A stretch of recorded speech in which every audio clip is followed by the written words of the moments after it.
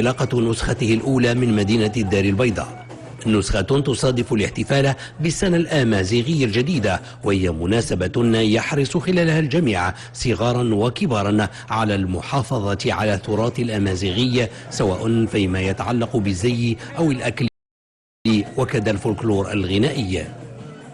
من خلال الاحتفال ديالنا بهذه السنة الجديدة إن شاء الله اللي غتدخل علينا بالصحة والسلامة، قدمنا بعض التقاليد اللي لازم نحافظوا عليهم باش يبقاو لينا ولولادنا وولاد ولادنا، باش ما ينقرضوش ونبقاو يعني متشبتين بالاصاله ديالنا وبالتراث. نتمنوا من خلال السنه دخول السنه يدخل علينا بالخير والاسره العلويه والله يسر سيدنا ان شاء الله، وكنحتفلوا بهذا التراث اللي كنتمناو يبقى دائما وطول الابد. هذا التراث الامازيغي يبقى لاولادنا والولاد ولادنا ان شاء الله.